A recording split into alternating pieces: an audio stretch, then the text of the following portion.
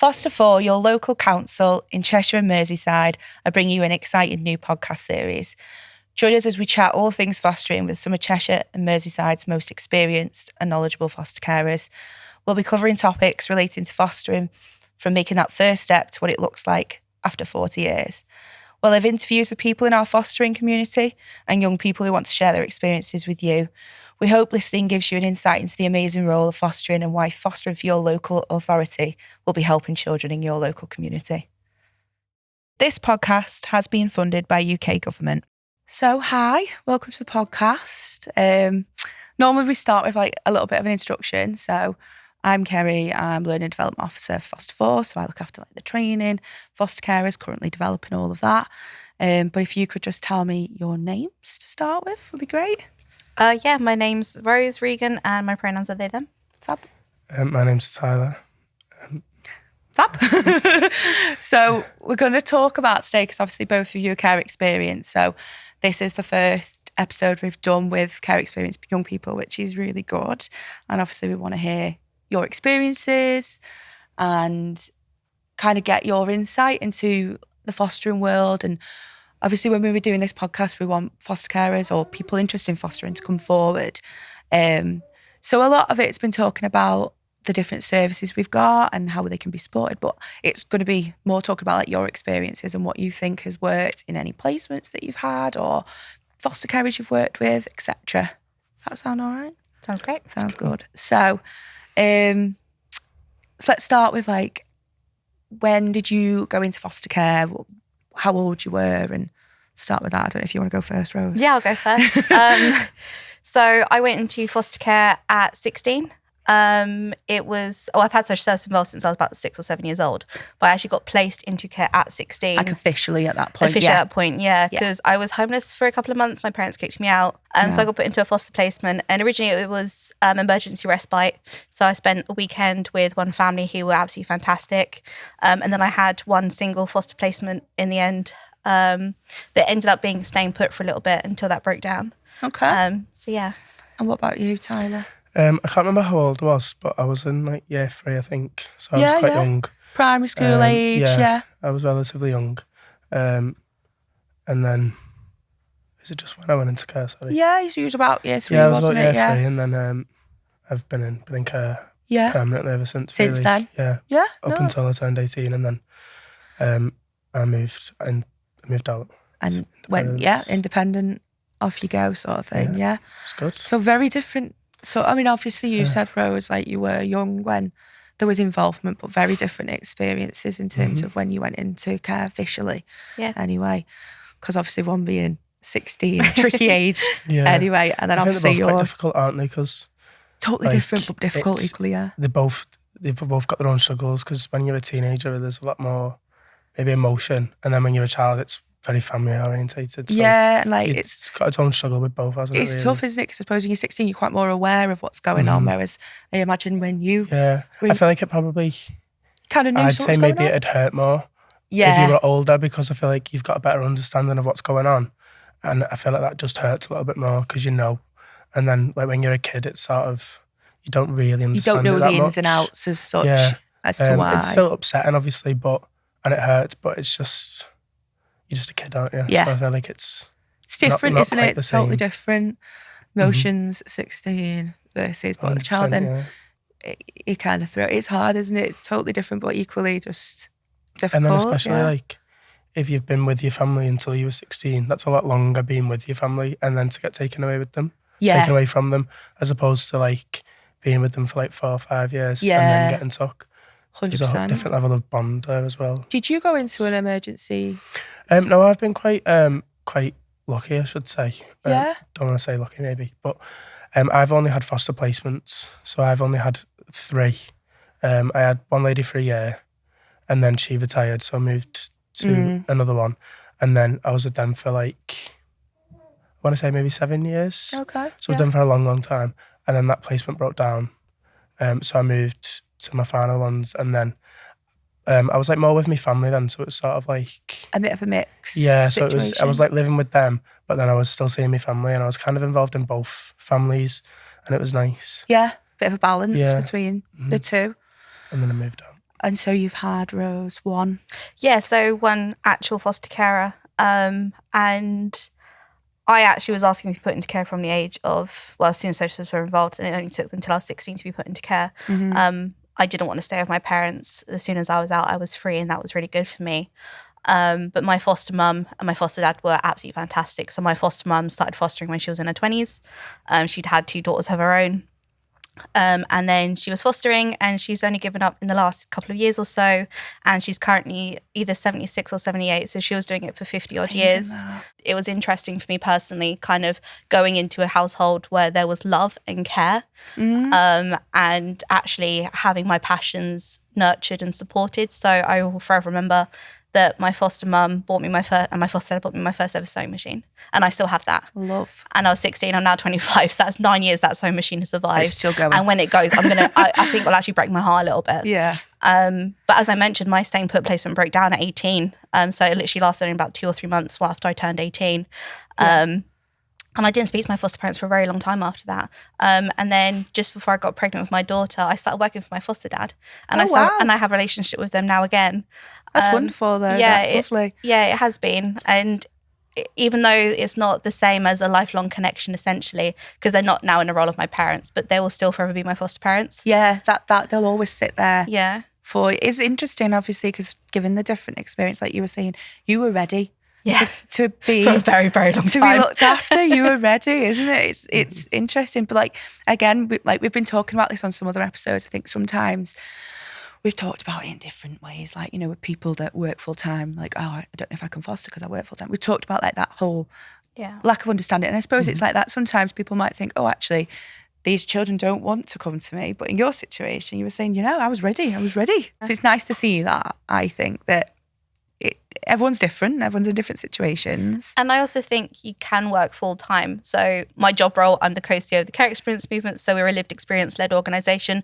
We've all grown up in the care system in some way. So we do a lot of work around our care experience day in, day out. And I've always felt a bit of a traitor almost, because my care experience was mostly good. Yeah, you said you had a lot of love. Exactly, I had so much love. Still, I feel like even if you've had a positive experience, you can still fight. Because like I've had positive and negative. So I understand like there's good things that come out of it. But then what we do and what I do with my local authority, like I do it for everyone regardless. Even though I've not had the worst experience ever in care, I still do stuff to help other people because I know that there's experiences that aren't good. Yeah. And I've got friends and that I know, and their experiences aren't the best. So that's why like I do what I do. I think it's like mainly for the younger ones, me myself, because then like it's just like children don't ask for any of it, and no one does really anyway. I can't say that, but I think it's just like I do it for the children because then like they have a better chance to grow up with a better life and a better start. And I'm grateful that I went into care, to be fair. Yeah. Sounds like you've both said that. 100% wouldn't. And I think some people need to hear that. Like, if people are considering fostering, like some children are grateful for it, and that it's brought positives to their life. Like you were saying, Rose, about love and stuff like that. Rose's experience could have been different to yours, but you've experienced that, which and is like Rose still, like you said, you interact with your carers still in a different way. Do you so I don't really. Okay. There's not really any particular reason. No. My second lot of carers was just because the placement broke down and it just didn't feel right anymore. I don't know. And then my last set of foster carers, it's just there's not really been any reason. But like even still, though, that I've not got contact with them, the things that they've done for me and like you still appreciate. I still appreciate it. It is still lifelong and it's still going to stay with me for the rest of my life. But I'm not in contact with them anymore. Yeah. But I'm still very thankful for what they've done. Yeah, exactly. And we've not like fell out as such. I think we're just. It's just. I'm just trying to find like, your life moves on. Yeah, I feel like I've just got to a point in my life where I'm trying to find who I am, and then I'm trying to do that like by myself almost. Get independent and that's it really. Well, it makes sense though. Like it does. It's like you're saying though. It's not necessarily anything bad's happened. It's just that that's the way your life's heading, and that's the way it's the direction I'm going in. Yeah. So obviously different one foster carer versus a few, three. So you said obviously you felt like love. You felt love, which was really nice. But I think what I'd like to ask about is like, what sort of like qualities did these foster carers have? And they've shown love, which is massive tick. We want that. Yeah. But what sort of things do you think you benefited from in that situation? Like, did they make you feel secure, or, you know? Yeah, so 'cause it's different depending on your age, doesn't it? yeah. So I definitely pushed the boundaries. Because it was a case of, well, how much can I actually get away with? But I could get away and nothing bad was going to happen because I had people who cared about me. Yeah. And they weren't going to abuse me. They were going to be like, well, actually, you've been a bit silly. Yeah. Like, this is what the outcomes are. And looking back, like at the time, I really resented my foster mum. But she made sure that I got a lot of education around like child exploitation because of what happened when I was homeless and stuff. She made sure that I was getting back into the education system. Because once I got kicked out, my parents had also made sure I couldn't go back to my college. So I then, when I was homeless, I was like, right, I'm going to go try this at other colleges. For context, I'm from Essex. I live in Essex, so obviously I'm not part of Liverpool and stuff. But I essentially was travelling on my own to a different town to try to get into college. And then they basically wouldn't accept me because I wasn't going to be doing qualifications at the right time, whatever. So when I went to foster care, one of the first things Chris and Diana did was, well, what is it you want to do? And at the time, I wanted to go into fashion. I wanted to do costume for the ballet and stuff. And so my foster mum, they got me a machine. My foster mum, every time I will forever remember, I was making this rockabilly dress, and I was being really lazy about it. I was 16 years old. I was like, oh, that'll be fun. That'll do. It's a bit wonky, but it'll do. And I remember my foster mum essentially telling me, like, no, Rose, this is not good enough. You're so much better than this. Yeah. And at the time, I absolutely hate. I even now I don't take criticism very well. But actually, that critique that she gave me, that kind of that soft kind of, well, actually, no, you can do better than this. I believe in you. It's encouraging, isn't it? Exactly, yeah. And obviously, teenagers, no teenager appreciates you were getting 16, told. let's be honest. Exactly. It's not the easiest of ages. Exactly. And it was the fact that it was a safe place to push the boundaries and stuff. And a lot of the work that I do now is around kind of the extreme reactions that social services have to certain situations. So I remember once my foster mum knew I was going to be coming home late. So my curfew was 10. She was like, well, if you're not back by 10 past 10, I have to phone the police. And she knew I was going to be late. She knew that there was a problem with the trains, whatever. But her hands were tied. So I do a lot of work around, well, actually, the foster carer knows better. They are the person who's the most contact with that young person. Yeah. And I think foster carers that are coming into doing fostering or are interested in fostering need to realise that actually, as long as you have care, compassion and humanity, like even just showing kindness, or do you know what? I don't know anything about art, but this foster kid I have is super into, I don't know, let's say painting. Yeah. I'm going to go find a painting class for them to do. Just nurturing, supporting, Exactly. encouraging, regardless. Exactly. That's essentially and it, kind isn't of it? giving them space to heal and to learn that actually you can do what you want to do.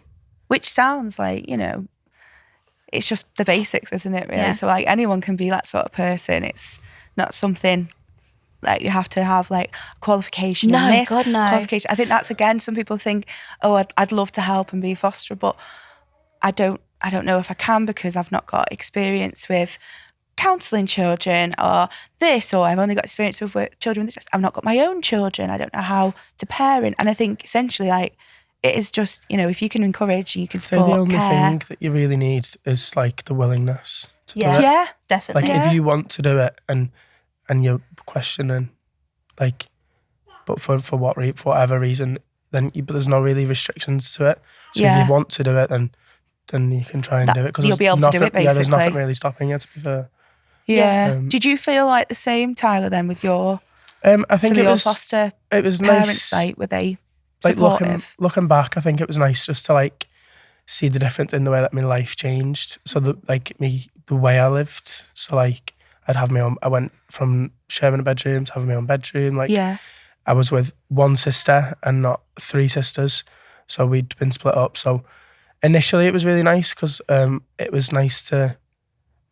It was just a completely different way of living that I'd never ever known before. Yeah. And like to feel that like different kind of love, because I don't want to say that my parents didn't love me. No. But it was just a different way of loving. Yeah. Because obviously you can love a person and then there's like showing someone that you love them. Yeah. And I feel like it was just getting shown that love initially. Yeah. That was like, it was really nice. And then obviously as I got older, it was more of like a friendship as opposed to like parent figures. Even though they were like, they'd still help me with the things that parents help with and that. But like the relationship we had, it was more of a friendship, and that was really nice. Yeah. Because it was like living with your friends instead. As Rather than opposed to feeling like, oh, I have to be on this by this time and this is it. Yeah. It becomes more of an open really nice. environment. Yeah. Yeah. So you both had like fairly positive experiences with certain foster carers then. Yeah. Obviously more for you, Tyler, because obviously you've had different foster carers. Was there anything consistent across them? Like I know obviously they've shown you a different way of living and a different like lifestyle, I suppose, but was there anything where they all shared the same qualities? Or did you know it was different? They're all very different but they're all like kind of similar. So my first foster carer, it was just one. So she was like a bit of an older lady. Yeah. And it was just me and my sister and her. So she had another foster kid as well. So it was just us four in the house. And then that was like, and we lived in like a town called Frodsham. And that's like it's like a village almost. Yeah, I know. So that was like it wasn't like the same way of living that as what I used to do, because I like grew up on like a council estate where everyone knew everyone and then I went to this old like town where everyone does still know everyone, but like it's a different. I'm just completely like feels more isolated in a way, doesn't it? And then my next ones, it was alright to be fair, because like I went to school there and like so I knew people. You were there for probably the longest. I was there for a long time. Yeah. So eventually it just became a feeling of like normal. Yeah. Like that was my normal life now. Yeah. And I was happy with it. I'd gotten over things that I thought I wouldn't be able to, and that. And then which is a massive and then I had the support of my foster carers and that. And obviously it's not all been dead good. No, I've had some bad not, experiences, but as a whole I would say it's had a positive impact. It's had a positive impact on my life as a whole, which I appreciate. Do you agree, Rose? Yeah, I do, yeah. So if it wasn't for my foster parents, I would have probably not been able to go down the fashion route. I mean... Oh, yeah, your whole, like, passions and... Yeah, like, you know. I ended up finishing with a distinction in fashion textiles at college. Amazing. I ended up getting into a very prestigious university to finish off with costume. I ended up finishing my degree, actually. I'm now doing a different degree through Open University. I'm currently doing my degree in classical studies. But it definitely gave me the foundations to realise that I can explore what it is I want to do in life. Your situation can change and you can do what you want to do. Definitely. And I just want to quickly touch on what you said about like qualifications and stuff. So my foster mum, she didn't work. She was literally just a full-time foster carer. And then my foster dad was the one who was bringing in the money and stuff, which is why I ended up working for a little bit. Yeah. But my foster mum decided to go back to university, and she ended up getting her degree in psychoanalysis and all this sort of stuff. And then she was doing her master's when I was in care. So she was 71 or 72 when she got her master's. So you don't need any qualifications. You just need to bring that love and that care and that compassion. And like you said, friendship. Like, because my foster mum took me to museums, she took me to go see the ballet, she took me to see the opera. And like, I hadn't had that before. I'd gone to like West End shows with family and stuff, but it was very different with my foster mum. Because like... Yeah, I think it's like creating that like sense of belonging. Yeah, because I feel like if you, no matter what, like if you feel like you belong somewhere, it's probably going to be okay. And I just got to a point where like I didn't in my second foster home, and that's why it broke down. Yeah. But in all of my other ones, there has been that feeling of like, you know, like including, like just even getting included and like being included in like family discussions. You know, like everyone's having a talk about things and like you're involved. It's like still nice to be a part of everything we do as a family. Having a say and being you're part of that family unit. And I was quite lucky to go looks. on like holidays and that with my foster carers, which Amazing. Isn't obviously, and it's not something you have to do. Yeah. You don't have to take them away. I was obviously lucky enough to do, which I'm really grateful for as well. But obviously that as well, that whole, the places I've been to see, the things I've been to do. It was life changing. Yeah, exactly. Like I would never have been able to do that if I didn't get put in care. It's one of them. It's looking at it in two different lights, isn't it? Like, yeah, obviously you've had terrible experiences. There could be trauma there could be anything that's happened, in any care experienced person. But it's nice that you like look at, actually I got to do this and I never would have got done this, and you were like, well, I was waiting, I wanted to go. I absolutely love that. Like, it sounds both of you really that both had a positive sort of experience once you were in there. Obviously 16, I can only imagine. Yep. Probably didn't feel like it at the time, but now. So for me, it was maybe more so. I don't know. So for me, I went from living a bit like you. I went from living in a town. Well, it's now a city. I still argue that culture isn't a city, but I lived in a town, and then I got moved. It wasn't even a village. It was literally one road. There was a pub, there was a chapel, there wasn't a post office, nothing like that, and a little like collection of houses. And I was deliberately moved there by my social services. They're like, oh, well, if she can't get out, she can't do damage, kind of thing. So they moved me deliberately out into the middle of nowhere. And I really hated it to begin with, but actually it gave me a chance to learn what it's like to actually stay in a house that had that love, the care, compassion. One thing I did just want to say to any potential foster carers or foster carers out there that are going to be listening to this, have a sheet of what the rules are in the house. So for me, one of the biggest things that I always talk about is, I remember when my foster mum was like, well, why aren't you getting snacks? And I'm like, well, I'm not allowed snacks. I'm not allowed into the fridge. I'm not allowed in the cupboards. And she's like, no, that's not the rules. You can have a snack if you want a snack. Yeah. And it was just this, but it's things like that. Exactly. Or like the fact that I was allowed to listen to music in the shower or in the bath. Did you have similar? Yeah, we did. I've been through phases of it all, to be fair, but that's part that I think mine wasn't just to do with like the house. I think that was just partly because I'd grown up and I'd push boundaries. Yeah. So then I'd get rules put in place because of it. But it helped knowing what they are, I assume. But it does, like obviously when I was, so that first time I ever got took away, you were going little. to that lady's house, I didn't even know where I was going, who she was, where this place was. Like, I think I asked if I was in a different country, because I've literally like, you're only little, I had been in like this town that I lived in, like that had been the only place I'd really ever been. Yeah.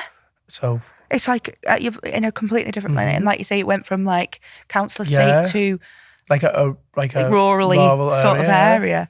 You would feel like that. I totally get that. I think as well, for me, it's always a case of the fact like, those foster carers always get a pack on us. They know what our history is, but we don't know nothing about them. That's why we did what we did, because we said they get one, so we should get one as well. Yeah. I think it's really helpful, to be honest. I think it's just getting people to feel, I think it's just having the back of the mind, you know what, this child doesn't know anything. Just assume nothing. Yeah, it's nice. They don't know anything, and that's the way. Like the basic thing of it is just nice to see who you're going to have to see. Like it's nice to know who you're going to see. It's a good idea. I think it's brilliant.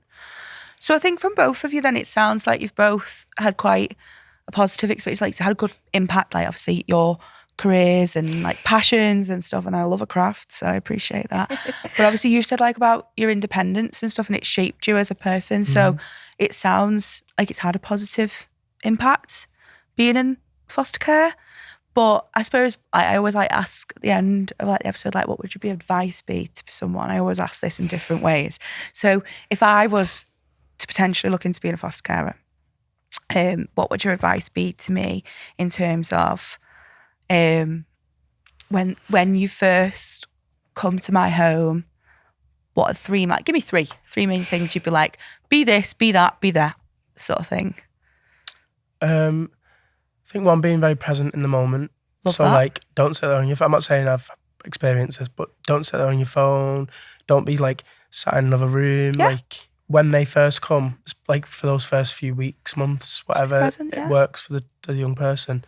Like doing a lot of things together. So always doing things That'd be together, really so nice. you just can build that relationship up at the start. Because I feel like if you come somewhere new and it's sort of like a bit distant from the start, then it kind of sets the tone for the relationship, and you're always a bit scared to like no, say get anything. that. But I think when you do it together, you can build that relationship from the start, and then if you do it from the start, it works going forward. I with a love good that you're saying that, relationship because then. these are like basic things that like anyone but can it's, do. I You're not think it's asking just for too things much, that like, you're just asking for that, which I is think really maybe nice. the things that you wouldn't think of because you just take for granted. Yeah. Like you wouldn't think, oh, we've got to do everything together, because you just probably wouldn't maybe think about that. But if you could actively like make the choice and love it. make them feel included, Included, clear, etc. and maybe like, I don't know, just for another one, like show them around where they live. Yeah. So Lovely. so they know where it this is. the thing, So like yeah. if there's any shops or this is how you get them to familiar. this. Yeah, just so that Yeah. just in case, you know. you Be just don't open, know. basically. What about you, Rose? Any qualities? I agree with everything Tyler's just said. It's absolutely fantastic. I think for me, listen to the young person. They might not want to talk to you. They might be really angry with the world. They might have had a really bad experience. They might have come from a broken down foster placement, not really have much trust left in the system. So just listen to the kids, see what it is that they want to do. If they want to sit in their room and mope for 2 weeks, let them. As long as they're keeping clean, having food, are safe and happy, like that's the main thing. Make sure they feel safe and nurtured. So you might not necessarily love the person you're with. Like, I remember the fallacy I was told of like, oh, you'll fall in love straight away with your kid. And I was very lucky in the fact that I was. But my therapist was like, you might not fall in love with your child as soon as you give birth. Like, you're not going to always like everyone that you're with. So just try and be kind. And I would say what you said about the friendship, just treat them like a friend. Like, yes, it's a young person who's under your care. You have this parental responsibility for them, essentially. I love that. Yeah. Don't just listen to the words. Yeah. This is like, the don't thing, though. listen I to just what they love say. ending on this because That's what you obviously do. we're trying to And have fun. ask people to foster, and you're saying have fun. And have fun. It's all positive things. It's all really basic, like be kind, listen, have fun, be clear. Just be a decent human being. And that's all it takes. And I love that. It's positive. Anyone can do those things. Yeah, I just want to say thank you, obviously, for taking the time to go on here because you're the first care experience people we've had on this. I travelled 6 hours to be here, so I really hope it goes out nice and Always well up for to everyone. 20 I really appreciate it. And I think it's really nice to see the positives, your attitudes. I think it's really refreshing. So I do really appreciate it. Yeah. Thank you both. Amazing, thank you very much. Thank you so much for having us.